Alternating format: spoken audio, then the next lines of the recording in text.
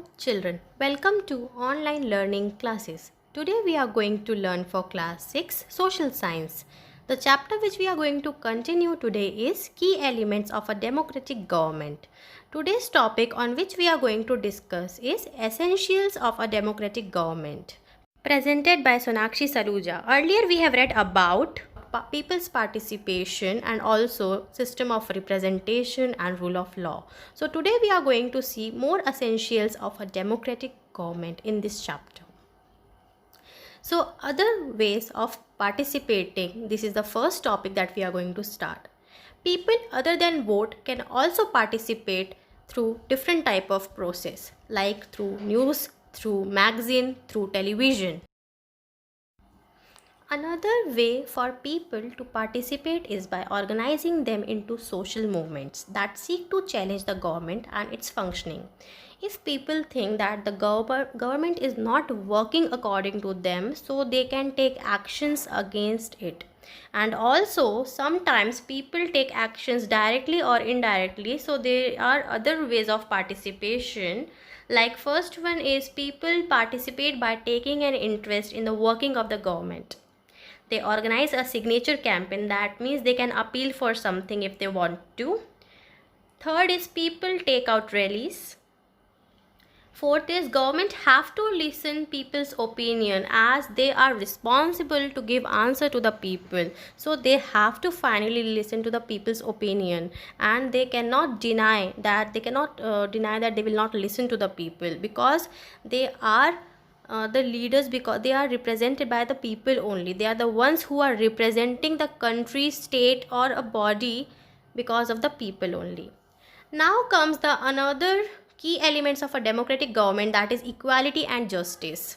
Now here when we talk about conservative and liberal, so conservative means those who don't want to accept the things, and liberal means those who want some different kind of change in the society.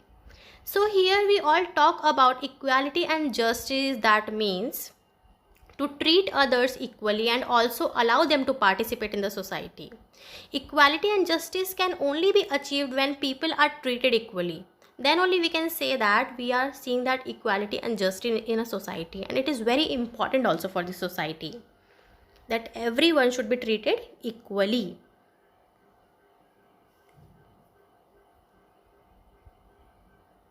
Equality and justice are inseparable, and one of the key ideas of a democratic government is its commitment to equality and justice. So this is the utmost key element of a democratic government, that every person should get equal rights and opportunities. As we all know that our society does not value the girl and boy child equally, and that is injustice with the girls, as we know. So government also take actions against all these things, and also in this context, the government has taken steps to promote justice by providing special provisions in favor of girls, that every girl child should be treated equally as compared to a boy child. So there should be no inequality. Then we have the last one, the most important key elements of a democratic government, that is to resolve conflict and disputes. Now disputes and conflicts means fight in the society or wherever we feel that society is going somewhere wrong. So in Hector's story we read about how conflicts can often lead to violence and death, as we have seen that Hector was killed because of these conflicts only. So we need to understand about conflicts and disputes very clearly. Conflicts occur when people of different backgrounds, regions do not get along with each other, when they do not want to connect with each other. That time we can say that it disturbs our society. And because of conflicts, people may use violent means to settle their differences.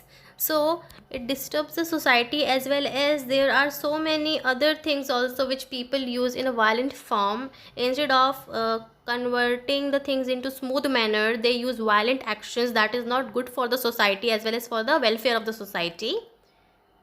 So government is responsible to resolve conflicts. So government takes several measures to see that everywhere there is a resolution of conflicts and disputes in the society.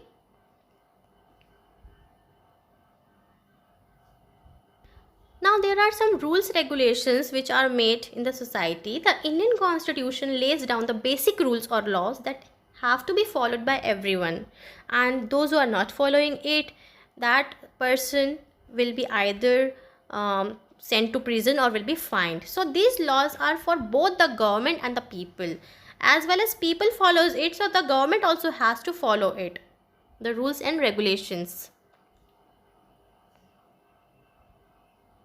Now let us read some of the conflicts in our society and the role of government in resolving them. Now here I will take two examples to tell you what type of conflicts actually arises in the societies. The first one is religious procession and celebration can sometimes lead to conflicts. It is not necessary that every person will like the same celebration or will follow the same religion. So this leads to conflict. Then second one is rivers too can become a source of conflict between state. Now here I'll take one example. You would have heard about river Kaveri. So it was one time was there which it became the dispute. This water of river became dispute for the people of Karnataka and Tamil Nadu. So we are going to see here that you may have heard about the Kaveri River dispute between Karnataka and Tamil Nadu, and why it happened, because both of them wanted the water for irrigation facilities and for other purpose, but both of them were not getting sufficient water. So the government has to take step in and see that a fair distribution is worked out for both the states, so that both can easily get the water and there should be no more conflict among them. So government everywhere participates, and directly or indirectly the people are the ones who take actions for making the smooth functioning of the government. So government take all measures to resolve conflicts or disputes in the society. So we are over with our chapter. In the next class we are going to read about Panchayati Raj, the new chapter, that is chapter number 5. Till then, thank you.